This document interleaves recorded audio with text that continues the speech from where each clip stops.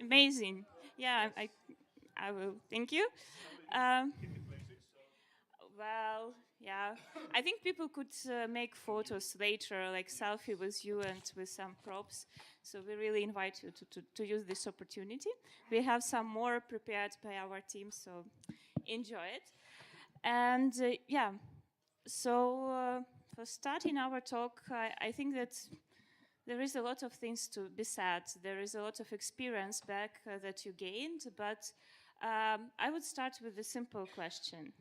Why cooperation matters? Why cooperation important? Why do we come here and talk about it? Why it is so important? Yeah. Good.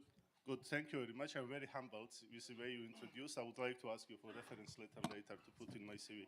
That was, it's a privilege to be here and to share our experience. And yeah, I just also realized that it's been 20 years since I was involved in cooperation.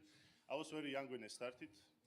Um, and the question about, yeah, still? So, why cooperation is important? It's a very tricky question. I think all of us know that it's important, isn't it? Otherwise, we will not be here. But first thing which comes to my mind, and I think it's a key, it allows people to meet each other. And usually it allows those people to meet each other who would never have chance to do so. And when people meet each other, miracles happen. The the inspiration you get when you meet people from different countries, the learning in terms of intercultural learning, awareness, self-awareness, it has huge impact. I believe all of you remember your first international activity. Maybe you don't remember so much the following activities, but the first one is usually has a huge impact, right? And even after 18 years, I remember my first activity, and maybe I'll talk about it a bit later. So first is people-to-people contact. Second one is the learning which happens. So there is a huge amount of learning, non-formal and informal, and it really develops you personally and professionally. And in my case, it even defined my future career and what I'm doing now. And the third, and I think also very important, is that it has huge impact also in the youth field. I believe that, for example, I'm from Georgia. In Georgia, the youth work and youth field would not be maybe 20, 30% of it, which is it now, because you get a lot of inspiration, shared practices, bringing different practices from your partners. So it really defines and develops the youth field as well. And it has multiplication efforts. And you get inspired and you would like to do same cool activities with young people locally. And that's how the field grows, and that's how the bigger impact is achieved. Yeah, that's for me the three most important ones. Thank you. Behrus, and for you? Yeah, I would like to. Sorry. I should, I should speak a little bit more in the mornings before I'm officially talking. Thank you very much. He's very emotional. Yes, I'm very emotional about cooperation because I'm doing cooperation now since 1992 actually, and 1998 I'm working already, or 1996. I have started with neighborhood cooperation. Actually, before with Turkey mainly, but I will talk about that later. So what is important for cooperation? Cooperation to me is a key for understanding each other. Understanding each other does mean also in that sense to better understand when there are issues, when there are political issues, when there are crisis issues and so on, that those who have met each other, they know what is actually going on. And it is not always coming as a surprise or something like that. So we can always find better solutions when we know each other better, when we know each other's countries better, and so on. So it leads also to sort of safety. So, and stability in the regions, not only in the East European countries, but also in the neighborhood regions. So to me, sometimes when I'm thinking about that is, why is actually EU is doing that? So that was always question that I had in mind, why EU is supporting this kind of collaboration.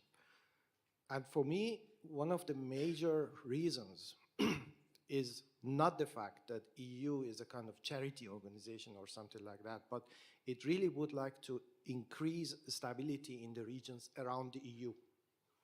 And not only like, these are our neighbors, let's help them, whatever, poor people, whatever. No, it's really very selfish as well. And I think this is very important. The stability and the values that we are following in the EU, and actually I became a very European person when I started working in the framework of the EU youth programs, that those values are those that we would like also to share with the others, and that those values we consider being part of the stability that we have within the European Union. So this is why I think very much that cooperation matters. And also another important point is that this cooperation is very much leading also to the aspiration of our neighboring countries to access and to find a solution and to access probably to European Union. We know, for example, that the Balkans countries, they have actually reaffirmed their interest in cooperation and in accession to the European Union in 2018 in the Sofia meeting, but also just recently, as you know, also Moldova, Ukraine, as well as Georgia also have declared their interest in this regard. And today is a very important day as well, by the way, that European Parliament is going to decide whether or not this accession will be accepted or not. So this is it. This is for me very important, the political aspect of this collaboration, not only about people, but also about the countries. You mentioned that there is some values behind, there are security, like all of this is brought by cooperation. Could you give some, I don't know, couple of examples for these 20 years that you're in the field that actually the cooperation made change? So you saw that there was some situation or history went this way, and then thanks to cooperation projects, it made difference. Well, I cannot personally give a very single example. One youth exchange, one training, or one capacity building, or whatever, does not really make that big change, but altogether make that change. Because I'm here in the field since about 20 years, and I see in many ministries already young people who have been participating in Erasmus+. And in many, many other institutions, I see these people always here and there, because now my job has changed a little bit, and I'm collaborating with them. We know each other since many years. We have seen each other here and there, and this is the key. And this is very important, because they have been involved in this process. They have learned about this Europeanness or the values, and the democratization processes are important topics for them now. So this is for me the change that is really happening. So the seeds that the cooperation project put into the ground, they Exactly. now flourishing with the people that are making decision on different level in Europe. Yes, not only, but I wanted to talk about that probably a little bit later, also with regard to the skills that those people have received. I can give you some examples later as well. Yeah, maybe you can give your example, like how did you come to this? Like, what is your example of He was planting? very young. I was very young. To be honest, this story started, I was young, I was drunk, I was sitting at a table in somewhere in Germany, in Bonn, and I wanted to impress a woman. And she's my wife now. So, good job. And there was a situation, she was involved in an organization doing youth exchanges between, not youth, actually student exchanges between one university and the University of Bonn. And they had lots of terrible problems with financial issues. They didn't know how to finance everything and so on. And I just heard something about EU support, neighborhood, and whatever.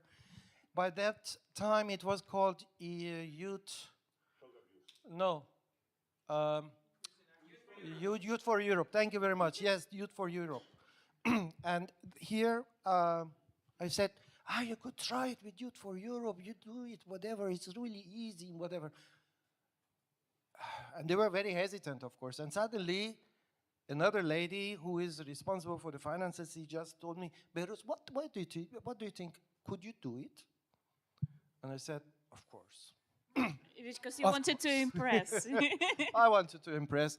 So I started working on that, and I really jumped into the cold water of organizing applications. Applications were very, very difficult at that time. This easy process of application right now was not the case before. It was really like a large grant application for implementation of a youth exchange program with the neighborhood countries.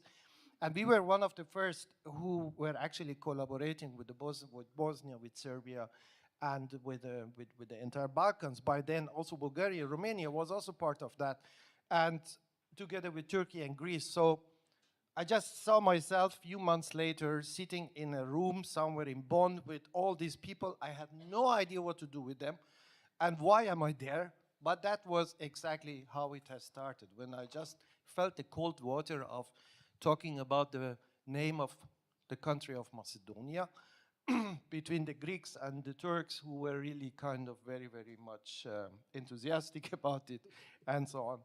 And it continued like that. So when I'm thinking about the impact it all had on me, first of all, I became a European. I found an identity, really an identity. I didn't have an identity. I was kind of refugee. I'm living in Germany. I was in a dormitory. I never really wanted to be in this trap of having no identity, but also I did not really try to identify myself in a way. But through this work, I really got an identity, because I understood the reason why actually I came to Germany. Because of all those values, because of all those things, democracy, and I don't know, diversity, peace. Oh, peace, such a nice thing, yeah. And that was the reason why I came from Iran. It was war at that time, and so on. So this is the impact it had all on me, as well as, of course, a lot of skills. Organizing, budgeting, managing, providing training, finances, how to do finances. How to do percentages, because I love percentages. How to do percentages as well, but also a lot of also other interesting skills, like what can you do with a paper in different ways. I learned how to use fax. Fax, yes. Fax was wonderful. Yeah, that's almost forgotten skill right now. So, Georgi, how was your seeds? Like, how they were planted? It was very interesting. It was 2003 when me and few other friends had our youth organization. We want to do something, but we had no idea how to do. And we were, back then there was no Google, but there was some kind of search engines. We were looking for opportunities. And apparently that was the year when SALTO, Eastern Europe and Caucasus was established, and when this cooperation with the East was kicking off. And there was this first seminar they organized called Contact Making Seminar, Go East. Interesting. I clicked it, and things I was reading, I was like not believing, because I remember Sonia said that she was surprised when she discovered Europe is not center of the world. And my surprise was that there are some people in Europe, they want to pay me to go there in Warsaw for 5 days. They pay everything. And I said, okay, let me apply. And then I opened the application form, and they have this tricky question. What is your knowledge of program use? Action 1, low, medium, high. Action 2, low, medium, high. And I thought, if I click low, which would be true, or none, maybe they will not accept me. So of course I clicked high. I'm very experienced. I was like 20 years old. I portrayed my picture as if I am the guy to be. And then Andrei luckily was fooled to select me. And then I get there. Of course it was 40 people, very inspirational, a lot of information. We were like, wow, so it says cooperation possible. It was one part of it, but another part of it was then then they kept a small group of people from the East, and they started to talk about, you know what, we would like to promote this cooperation in Eastern neighborhood, and we are establishing network of multipliers. And wow, I said, it was a second surprise. It's not only me for whom they would like to pay, but they would like to pay for more people. And then we signed up for it, and that's how we started a lot of cool things in Georgia, thanks to this, and we promoted program very actively. And I don't know how our statistics now, but back a few years ago, Georgia was one of the leading one per capita in terms of benefiting from Erasmus Plus and Before You for Youth and so on. Youth in Action. So yeah, that's how I started. I met many people. Some of them are still very good friends of mine. We do still cooperate, and yeah, we started, and then we started. It was crazy. We were doing a lot, and we were promoting a lot, and we sent thousands of young people as a result to different projects abroad. So where are you now? Like, what are you doing now? How you are involved in the youth field, if you are still involved? I'm doing pretty similar thing, but from another angle. I'm working for and better payment. Thank you, Bruce. Well, I'm working for EU Regional Cooperation Program, communication program in Eastern Neighborhood. So it's called EU Neighbours East. It's regional communication program. We communicate everything and anything EU is doing in Eastern Neighborhood. Of course, it has all the communication channels we all know, like website, like social media channels, and so on. My part of the work is I'm running a network of 700 young people in all 6 countries called Young European Ambassadors. And what Young European Ambassadors are doing, they actually do people-to-people communications. They go to different communities. We try to reach vulnerable communities and inform them what EU is doing in country and what kind of opportunities there is. And of course, one of the biggest opportunity would be Erasmus Plus. So we promote Erasmus Plus and other EU opportunities among vulnerable communities in Eastern Neighborhood.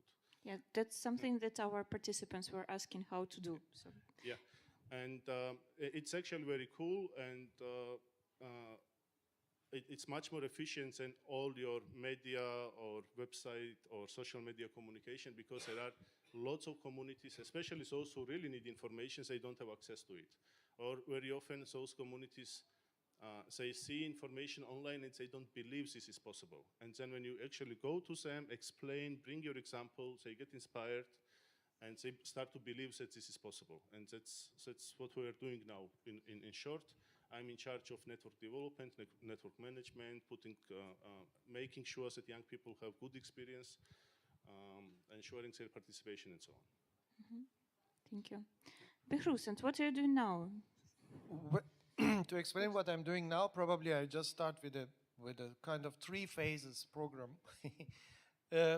First, I was doing this organization, youth exchanges, and training activities with my organization in Bonn. That was collaborating with lots of organizations around, but also creating new organizations in the neighborhood region, because sometimes it was difficult to find an organization as such. So we were kind of supporting young people who we have met to develop organizations by themselves. This I was doing until, let's say, 2004, and then I said, maybe time to change, and then I became a trainer. And then I started to do trainings, because also during the time I was in the organization, I was attending myself a lot of trainings, getting a lot of skills, knowledge, and using this opportunity actually also to give back. So I called myself a kind of 2nd generation trainer that was learning its skills through the activities and through direct implementation. Mainly around the topic of project management, around the topics of human rights, and working with people with particular backgrounds, so minority groups and so on. Then it continued in a way until 2010, when I started then to look for one step further, let's say, to do evaluation activities in the framework of civil society, in the framework of youth, human rights, and so on. And I was just realizing, I was working for 10 years with youth organizations. Why can I not just now call it civil society? Because this is civil society. Because youth are growing up, you know. So this is how I suddenly ended up becoming civil society capacity building expert. So this is, of course, includes young people. And currently, for example, I'm working a lot with Africa, and in the African countries, we have a lot of young people. And this is a fact. The majority are young people. So civil society organizations are developed by young people, run by young people. And the focus that we have learned about, or I have learned about, on how to target young people is definitely very positively can be used in this framework. What I'm doing now is, kind of something in between project management. I'm team leader in this EU for Youth cooperation and support that is providing training activities, that is providing support to European Commission to, first of all, to monitor projects that are implemented under the framework of EU for Youth in the Eastern Partnership region. These grant projects are a little bit similar to the Key Action 2 activities, also in terms of size, and focusing very much on employability of young people, as well as their participation in decision making. And on the other hand, what we do is we are kind of monitoring and supporting the situation in the policy context and the changes of the policy context in the Eastern Partnership region, and also providing reports to the European Commission for them to take kind of active decisions around the topics related to support to young people in the region. Otherwise, also what I'm doing is about providing training still on capacity building, on civil society and civil society management. At the moment, one job that I have is in Eswatini, this is in Southern Africa, and another one in Timor-Leste, a little bit another part of the world, both around civil society and capacity building in this regard, but also having the focus very much on how civil society and public sector can work together. This is what I have done in Turkey for 2 years, providing support to the Ministry of Interior in training for 4,000 public officials in Turkey on better understanding how civil society functions and why is it important to work with them. If I was very, very successful, I'm not very sure, but that's another story. Well, we see how your plants were planted. So starting with some beginners, workshops, trainings, and meetings, you developed your skills, you were investing in yourself with the time, knowledge, and contacts, and now you reach a certain level of professional development and is able to help other people and to promote more cooperation on the European level and beyond. Also working with different partners. I believe that this time gave you a lot of experience. It brought a lot of stories to your life. And now we see that, well, situation was never easy in the world. Like there were always challenges, there were always something that we would need to overcome. I think now there is something that was not expected and even more burning, and like we need to deal it. Still, I believe that there were good examples of overcoming challenges in your life, and maybe we don't know how to deal with such things like war in Ukraine right now or war in Europe right now, but we know how, and we had some experience how overcome other challenges. So maybe we can get some inspiration from that. Maybe we could see how already we are experienced in overcoming challenges, and could learn from that. Maybe you have some examples. Can you share us that? Well, many examples, but I think one of them, I believe if there's a challenge, there's a solution. And challenge are creating opportunities to do something which is needed to prevent future challenges. I remember when we were starting exactly with SALTO in 2004, and they wanted to promote program use. It was a very difficult task because on the one hand, we had to promote it among organizations. At the other hand, they had to find partners in Europe and then convince them to work together and so on and so forth. And then it looked very complicated. At the same time, back then, I think Georgi and Lex were here from my generation. There was no communication channel existing to communicate with youth organizations.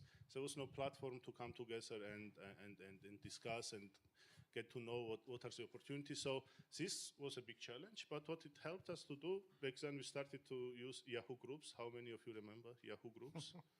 Who is old enough? Very good, yes. It was before Facebook, but it was very cool. You could have a group and then people could sign up with their emails and then you would send it to one address and everybody was getting it. It was very popular.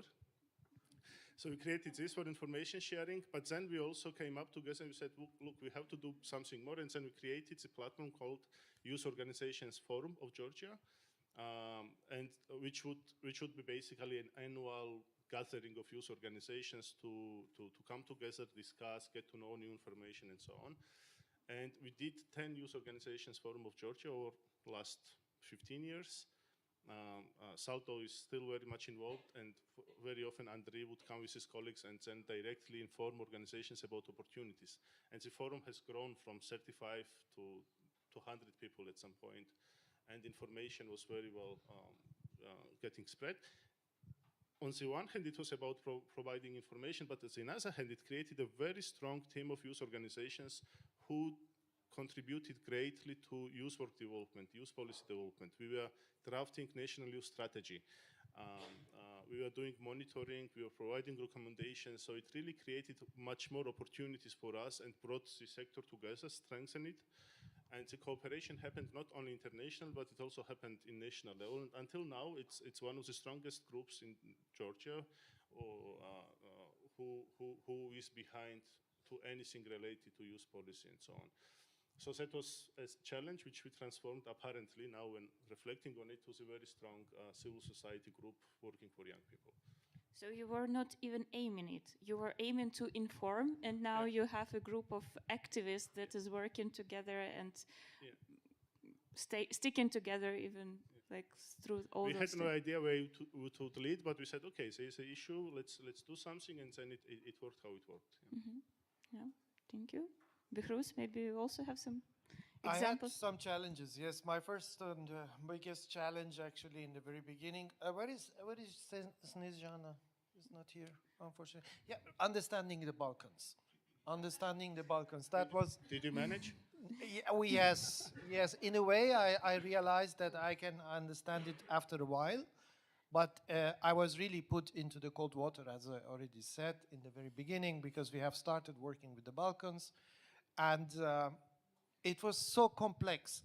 All these issues, all these political and also relation-wise, I understood that they have partly the same language, but no, they don't.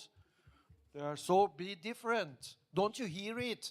And such things, and also at the same time, also lots of issues related to their habits. I think you'll be in trouble after you related to their related to their political views, of course, on whose fault is what and who has done what and who has done not what.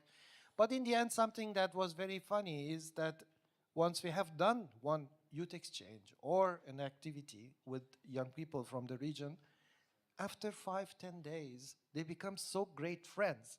And the challenge actually started then when they went back home and they realized that their friends are not thinking now like them.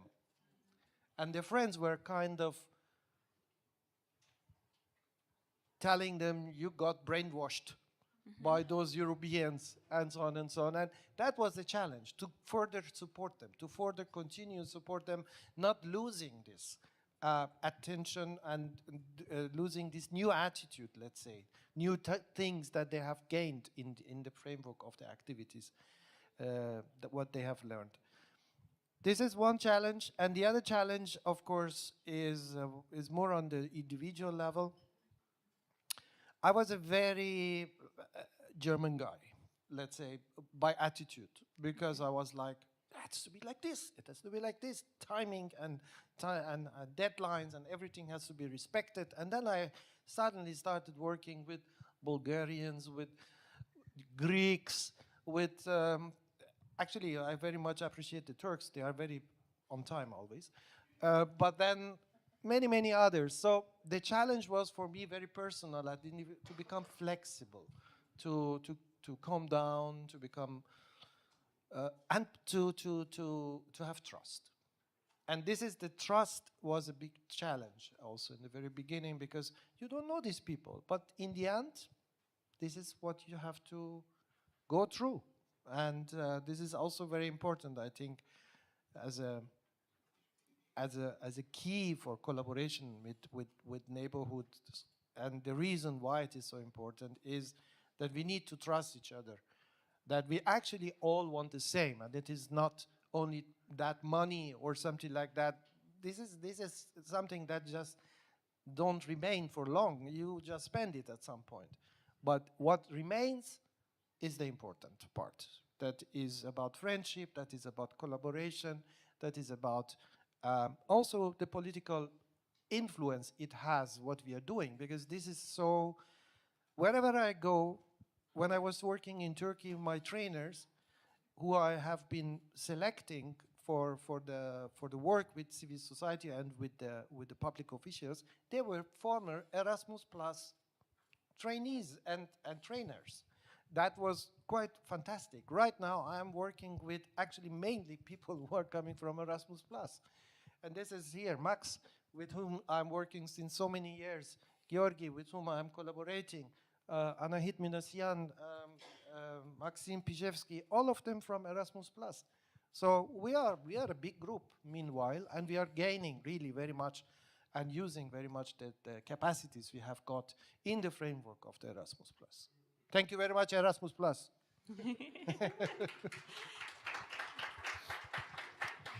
One of the challenges, you said that it's tricky, that you do something and then participants go and they see their realities, and they are in this position that they need to bring those ideas they learned back to their communities, and it might be tricky. So we don't know how this the result of the project will be planted back in those communities. How we can, what can we do to ensure this cooperation, the sustainable effect of cooperation? What could we think of? Same eye level. This is very important. I'm coming from the EU, and I realized quite fast that I really actually started working with this head of savior. I'm saving you. I'm here to bring you the message. How to do it. What is the truth? What is the truth? Exactly. I bring you, and this is not working. This is not working. This is very important that it is always at the same level, eye level. Everyone has something to give, and for me, this Ubuntu model has become very important. I'm here because you are here, and this is mainly about it. And this is why we are collaborating, and this is why I should be open to what you are giving me, and you should be open to what I'm giving you. So this is the point, actually, as well as trust again, that I think is without trust and without this attitude, we will not be successful in working with the neighboring countries. Yeah. What are your secrets of cooperation, Georgi? I have no secrets. But what I understood is when we're working in international youth cooperation, I noticed that many of us, me included, back then, are a little bit lazy to really work with those target groups which really need this international youth cooperation. Yeah. very often I see organizations posting call, oh, there is youth exchange, I don't know, in Poland, and they expect people to apply. And then usually who applies also are already empowered, those who already know the tricks on how to write the application form. And it's very easy for the organizer because, you know, they apply, they know how to arrange travels, they know how to arrange visas if they need visas. And it's very easy. They go, you get no complaints because they know how to behave, usually. And so on. But then at the same time, it's the same bubble of people who know how to use this opportunity. And very often I realize that we are lazy to reach out to those communities and young people who are disadvantaged, who really need this, and for whom it would be a life-changing experience. And I think the secret is, kind of secret, is that we need to put more efforts. So simply, if you do it, let's do it properly, yeah, and put some more efforts before you start international cooperation, prepare the groups, reach them out, help and support and guide, and then we'll have much bigger impact than what we have already here. Thank you. Maybe some advice to our colleagues that will work together on planning on further steps of cooperation, like what could be the things that they should think of? Or maybe a message that you want to share with them. Yeah, you start. I did already. Well, no, for me, this is one,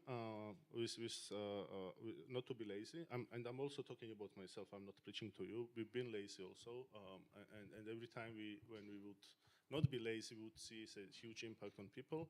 And another thing is, the challenges will always be there. There's always something changes. There's always some certain number of percentages with funding, with cooperation. Sometimes you have windows, sometimes you don't have window. Yes, of course, we have to talk about it and be loud about it and aim, but always believing that if we stay together and if we build synergy among ourselves, on national level, but on regional level, the change is possible and we can have a bigger impact.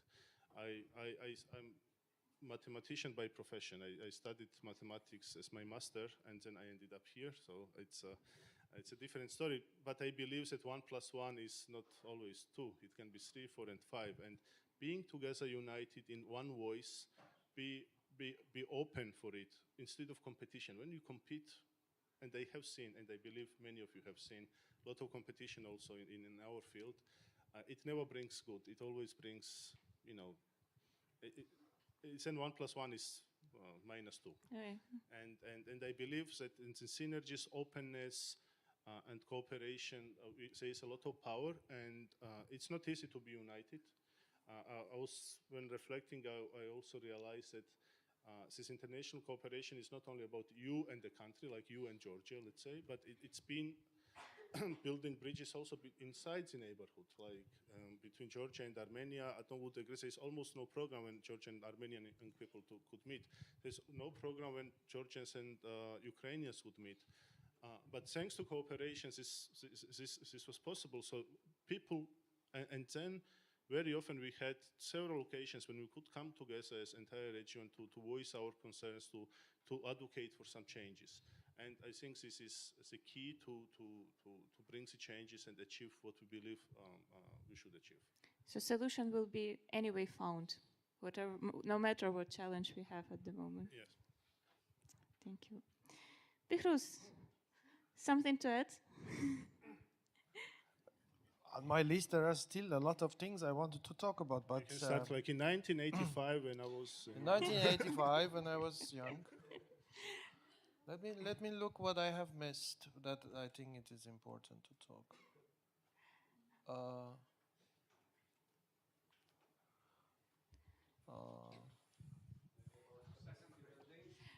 Yeah, I think we have already some questions. About maybe capacity building. maybe they will help us to Yeah. conclude. So if we have, I think Samuel has some.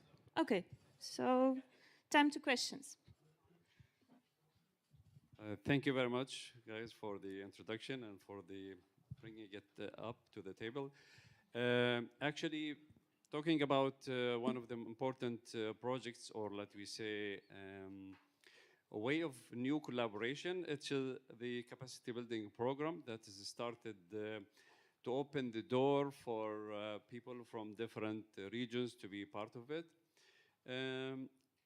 It's actually, I wanted to really highlight about it because it's one of the new way that could be successful for bringing all regions together, especially our regions like the Region 3 and Region 1 with EU.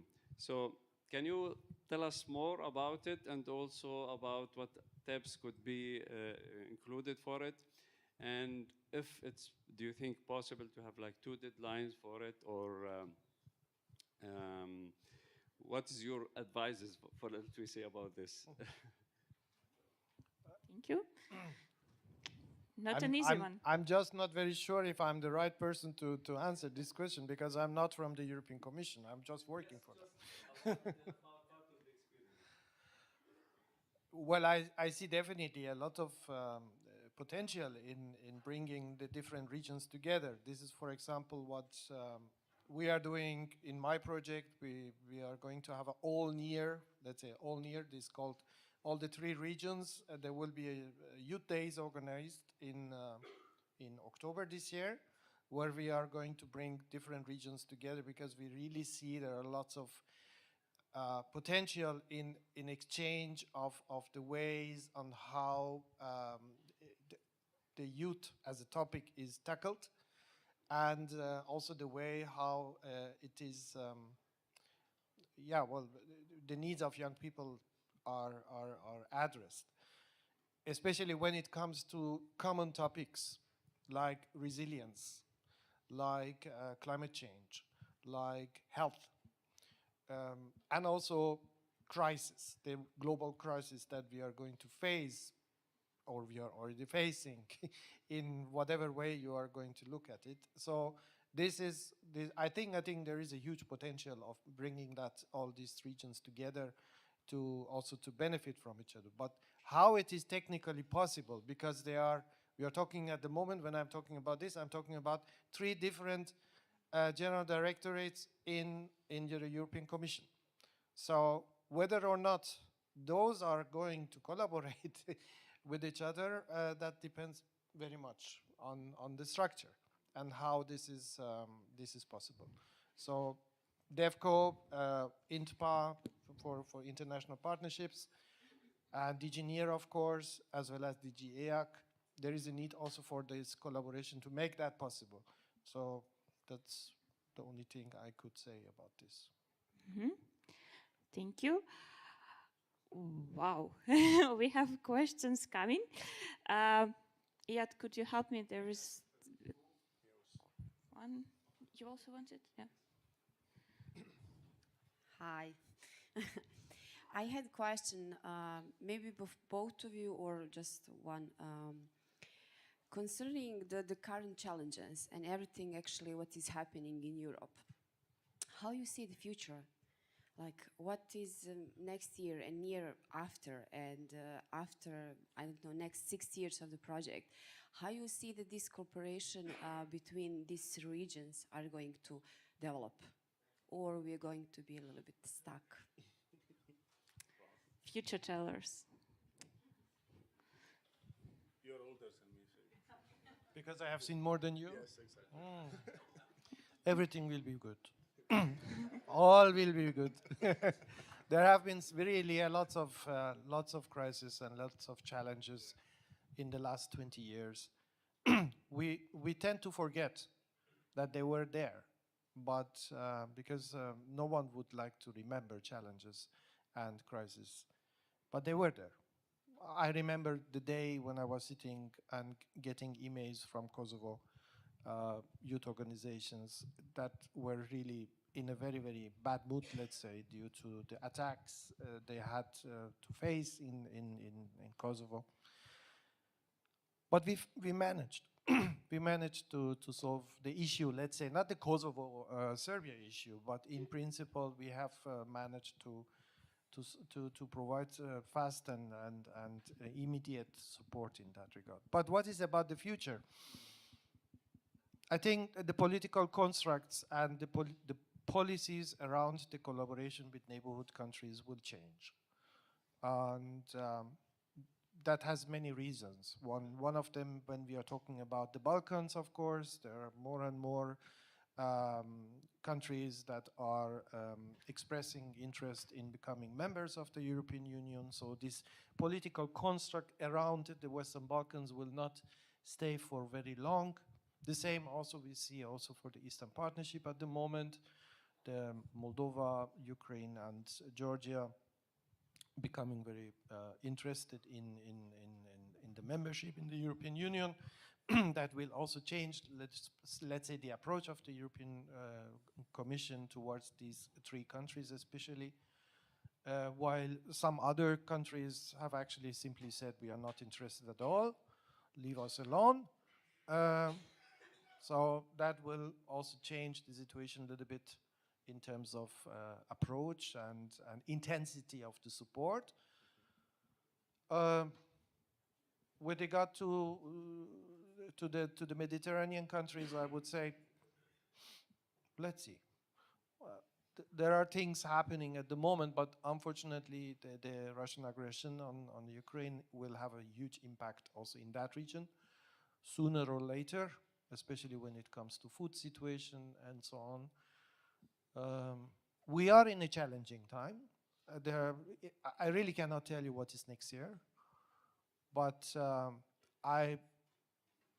something that I learned in the context of working with so many different countries is be open, be ready for changes, but be positive about that you can solve it. Thank you. Wow. I would give just place for one more question. But there was, okay, two more questions, because there were from Mr. Ahmad and then Marius. Well, thank you very much. Actually, one comment and one piece of information. The comment regarding the calls. Yes, I will make it extremely short, less than 1 hour. Don't worry, I know you are stressed. You are very much squeezing time. The comment regarding the calls, as a matter of fact, we as Erasmus Plus offices are informed that usually there is one call for all the different actions, but with different deadlines that are set by the respective agencies in Brussels. The information point regarding cooperation, I think it's a very important subject. We are holding in Jordan a networking seminar. The objective is to enable Jordanian organizations in youth, in VET, in higher education, etc., to collaborate, to cooperate with their European counterparts or program country counterparts in general, and that would be next October. We'll have parallel sessions or workshops actually on the 3 different main actions that we are involved in. We sent anyone who would like to attend or to be invited, very much welcome to talk to me, and I will be happy to send the invitation. Thank you very much. Very Thank cool. you. Thank you. And Marius. Not really the question, but a little bit reaction to what people were speaking. I think in the youth field we have to be a bit more political, because what you, Bakrus and Georgi, you are saying that we have to give a chance for people to experience, to meet together, be together, and then by this we're creating kind of a mass of people who believe in different situations. But it takes time. It does take time. Yes, this generation is coming, the Erasmus generation. But also, I remember myself when the new program Erasmus Plus was launched in 2014, we were freaking out when youth policy was connected to Erasmus. And we were saying, okay, they're taking away from us exchange. Now it will be connected to policy. I think we have to connect more and more to policies, to strategies, and it should not be only exchange, but it has to come to certain actions. It has to be followed with advocacy, with better support. It's not enough to celebrate Europe, but we have to fight for Europe. We have to be agents of Europe. We have to, again, not to take it for granted, but appreciate the opportunities we have, the freedoms we have, but also we have to be much more active and outspoken in that field. And then cooperation between regions could help everyone, but then we should also make our voices much louder. Thank you, Marius. Yeah, I think it's very important to bring this idea of the aim of cooperation, right? It's also to change some policies and also use it not just the aim to cooperate, but also as a tool to cooperate. Thank you. Thank you, our guests. I think they need a round of applause. Thank you for sharing your experience. Thank you for bringing inspiration to the room. I think it would be a really nice time to come together, and we stick together. So yeah, a bit of, we can use now the moment of sticking together and turning around, and maybe to share, there is something else that was some reactions to the speech that was said you want to share with your neighbor. I think it was a bit hard to sit and to listen, but there might be also some thoughts of cooperation that you have in your mind and that you want to react on something that you heard. So now you can make a group of 2, 3, 4 people, the one that you are good to talk and to share with. And we also suggest you some questions to reflect on in the smaller groups. Thanks you. So yeah, how does this resonate with us, and how does it connect with our experience of regional cooperation? So now you have 10 minutes to turn around and to talk to your neighbor, to share what's our ideas that were brought up by this speech. Mm-hmm. No, I think you can turn and speak to your neighbor on cooperation.